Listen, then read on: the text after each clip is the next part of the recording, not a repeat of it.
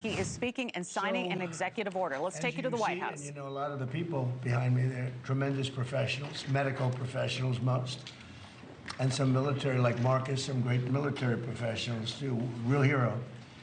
Today I'm pleased to announce historic reforms to dramatically accelerate access to new medical research and treatments based on psychedelic drugs. In many cases, these experimental treatments have shown life-changing potential for those suffering from severe mental illness and depression, including our cherished veterans. Our veterans are having a tremendous hard time. You know, the suicide rate, we have it down a little bit, but they are having a hard time.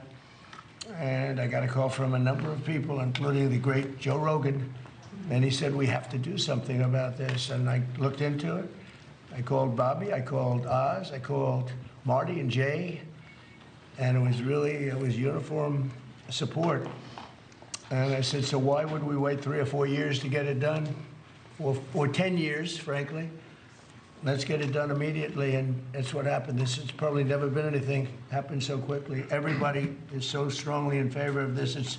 It's for a lot of people, but it's for our military in particular. The suicide epidemic among veterans is a national tragedy. Since 9/11, we've lost over 21 times more veteran lives to suicide than on the battlefield. So we lose, think of that, 21 times more.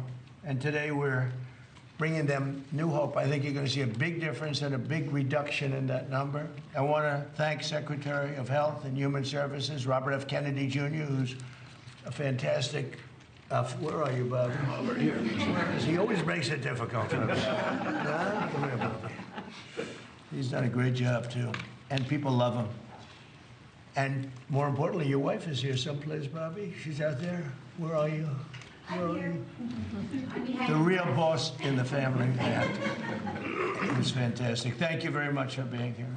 As well as FDA Commissioner Marty McCary, CMS Administrator Dr. Mehmet Oz, NIH Director Dr. Jay Bhattacharya. See how easy that name is? You know, it used to give me a little trouble. That was a tough name. Congressman Morgan Luttrell, who's a friend of mine and he's a real war hero. He knows something that a lot of us will never find out about.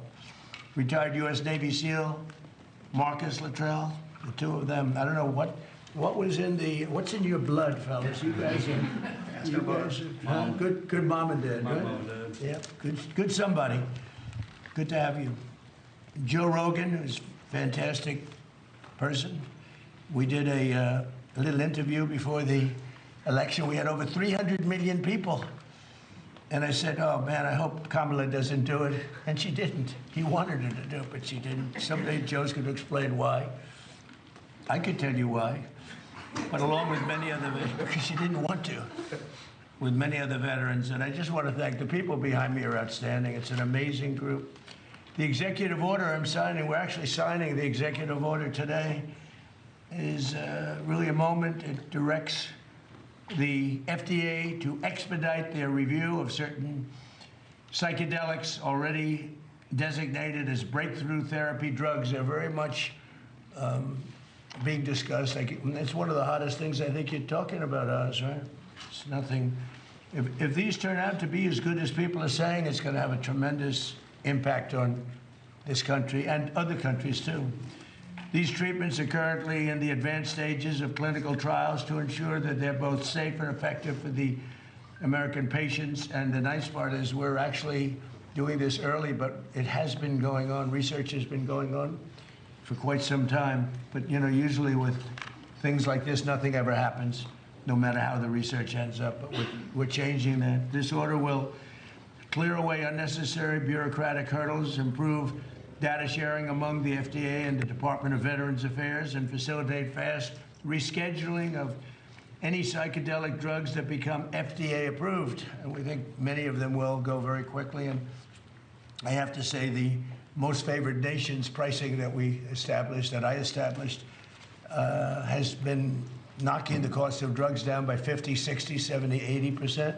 And I also want to thank you and Bobby for the great job you've done. It's incredible.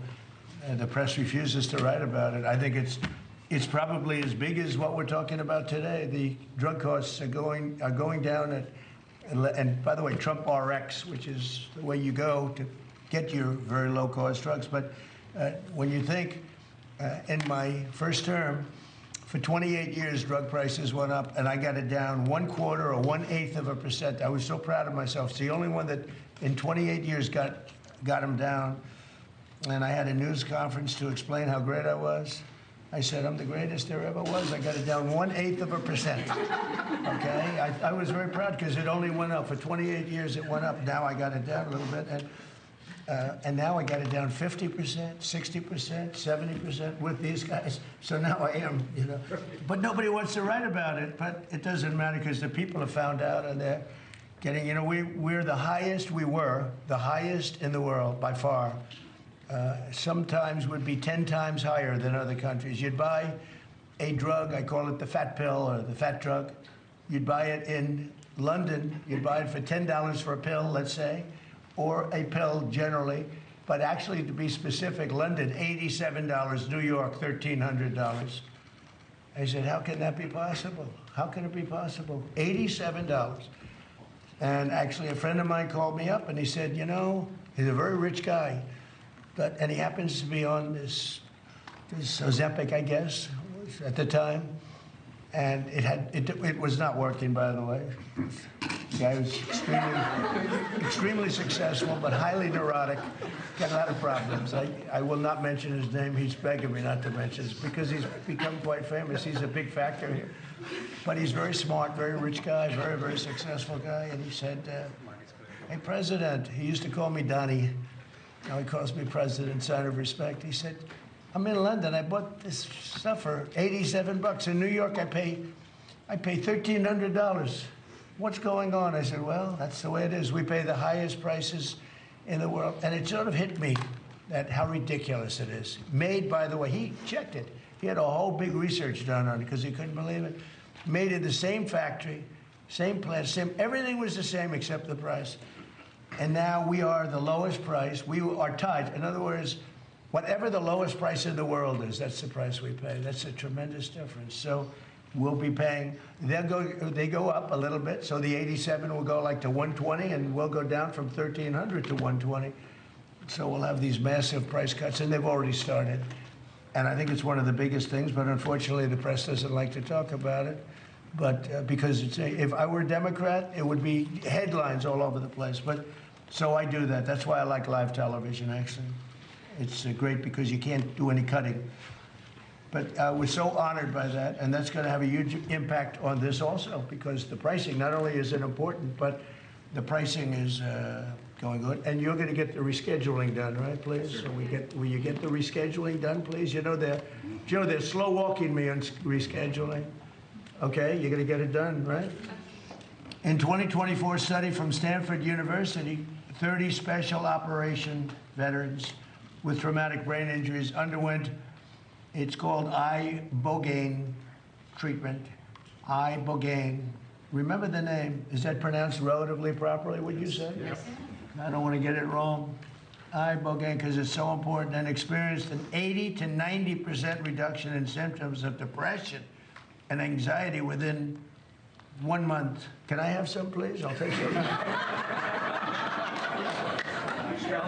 I'll take whatever it takes. Thank you for watching. Subscribe below and download our NewsNation app right now on your phone, and you will get fact-based, unbiased news for all Americans.